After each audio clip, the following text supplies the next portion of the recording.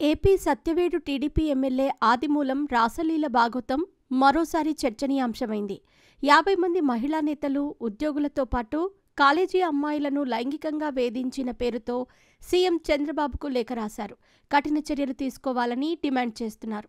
మరి దీనికి సంబంధించిన వివరాలేంటో ఇప్పుడు చూద్దాం. బిజీగా గడుపుతున్న లైఫ్ లో చిన్న బ్రేక్ తీసుకుని ఎంజాయ్ చేయాలి అనుకుంటున్నారా? అయితే వెంటనే ఆర్వే వెకేషన్స్ ప్రైవేట్ లిమిటెడ్ ని సంప్రదించండి. మరిన్ని డీటెయిల్స్ కోసం సంప్రదించండి 7997979960. ఏపీ సత్యవేడు టీడీపీ ఎమ్మెల్యే ఆదిమూలం రాసలీల భాగవతం మరోసారి చర్చనీయాంశమైంది. 50 మంది మహిళా నేతలు, ఉద్యోగులతో పాటు కాలేజీ అమ్మాయిలను లైంగికంగా వేధించినట్లు సత్యవేడు ప్రజానీకం పేరుతో సీఎం చంద్రబాబుకు లేఖ రాయటం కలకలం రేపుతోంది. కఠిన చర్యలు తీసుకోవాలని డిమాండ్ చేస్తున్నారు. ఈ మేరకు గతంలోనూ ఓ మహిళతో అడ్డంగా బుక్కైన ఎమ్మెల్యే ఆదిమూలంపై మరోసారి రాసలీల ఆరోపణలు రావటం రాష్ట్ర రాజకీయాల్లో చర్చనీయాంశమైంది.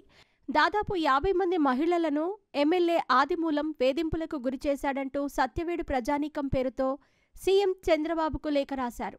బాధితుల పేర్లు, ఫోన్ నెంబర్లు, ఊరి పేర్లతో సహా సీఎంకు ఫిర్యాదు చేశారు.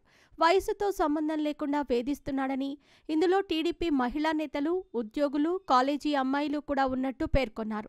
సీఎం చంద్రబాబు చేతికి ఆదిమూలం చిట్టా చేరటంతో ఎలాంటి చర్యలు చేపడతారోననే ఉత్కంఠ మొదలైంది. ఇక గతంలోనూ ఆదిమూలం చేసిన గలీజ్ పనులపై ఒక మహిళ మీడియా ముందుకొచ్చింది. ఏకంగా ఆమెతో లాడ్జ్లో నగ్నంగా శృంగారంలో పాల్గొన్న వీడియోను విడుదల చేసింది. ఈ అంశం టీడీపీలో తీవ్ర చర్చకు దారితీయగా తన తప్పేమీ లేదని, రాజకీయ కక్షతోనే ఇదంతా చేశారని ఆదిమూలం కప్పిపుచ్చుకునే ప్రయత్నం చేశారు. ఈ కేసు కోర్టు వరకు వెళ్లగా సదరు మహిళ కాంప్రమైజ్ కావటంతో ఆదిమూలంకు ఊరట లభించింది.